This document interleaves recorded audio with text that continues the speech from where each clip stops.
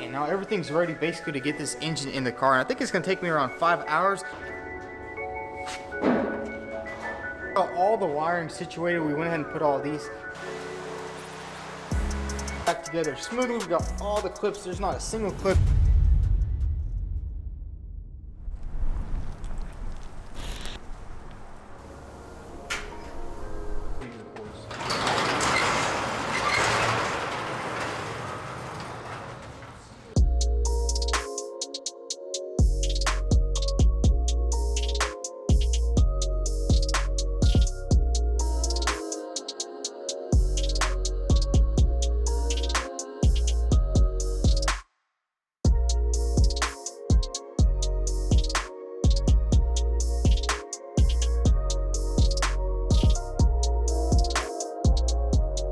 What's going on, guys? Welcome back to the channel. In today's video, we're gonna be back to work on our McLaren 720s. And as you guys seen in the previous videos, we went ahead and got the whole subframe on. We got pretty much all the wires routed inside. We went and put everything inside back there. And in today's video, we are actually gonna be installing the engine into this car. So guys, here's our engine right here from the McLaren. And this thing is around $100,000 from the dealership. So gladly nothing was broken on it. We did have a broken air tube, but we are gonna fix that up. And it's basically ready to go back in. And there's really not much lines that we are gonna have to plug up. And I think we might actually have to take out that access panel in the back so we can get to everything on top. So let's go ahead and get this thing all lined up and get this engine installed in the car.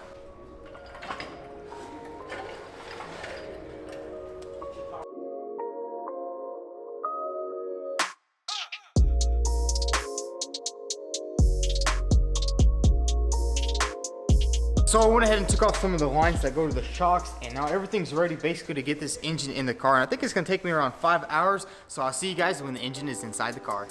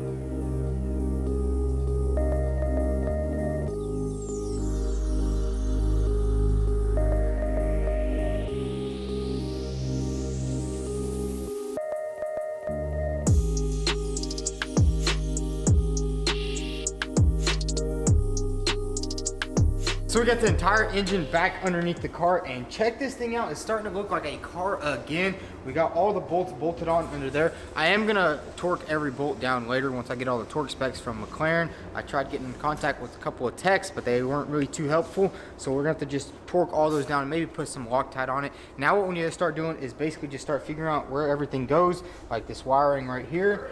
And the first clip I see is right here. And then this actually goes on the air box that goes like that.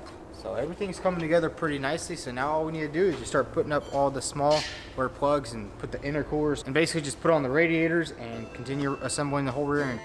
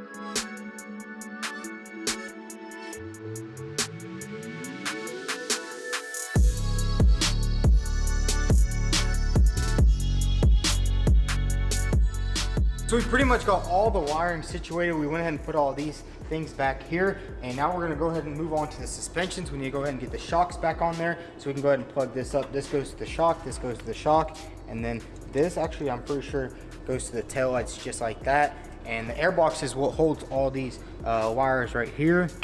And also all these clips right here, the air box is gonna hold all that on. But let's go ahead and put the shocks on and then start working on getting the suspension on this thing.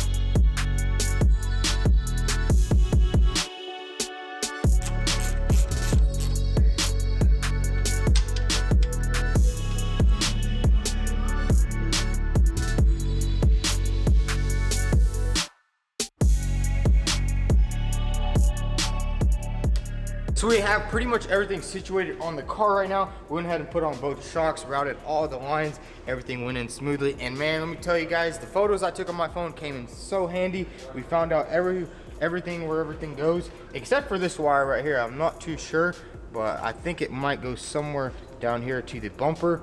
But if anything, we'll just chop it off. We don't really need it. But now that we have mostly everything situated on the car, we're gonna go ahead and start putting on these rear suspensions. And the only reason I put this shock back on was just so I can route these lines perfectly and see exactly how they go. We still don't have a new shock yet. We need to find one. They're pretty rare to find. And then as you can see, We got this wiring right here. This goes to the fuel tank, and there's a ground also for here. So everything kind of just has a place to go. All the clips should match up with all the holes. But now that we have mostly everything situated, let's go ahead and put on both of these rear suspensions.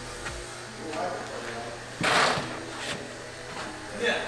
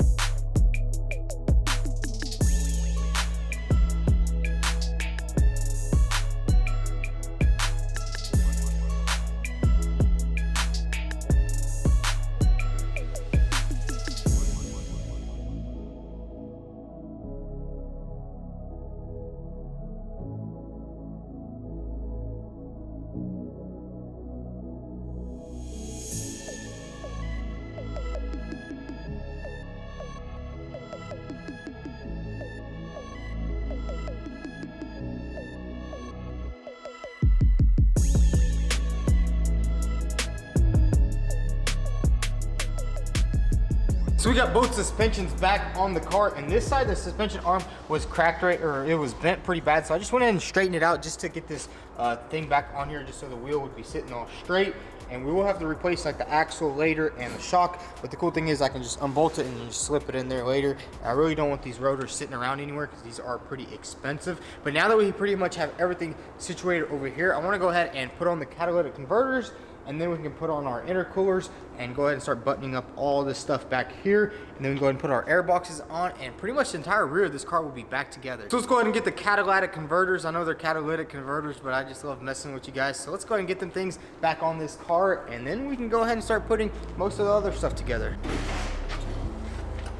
Guys, we are planning on upgrading these later, but I want to get everything back together so then we can start this car up and drive it, maybe do some hooning in it. But let's go ahead and get these on.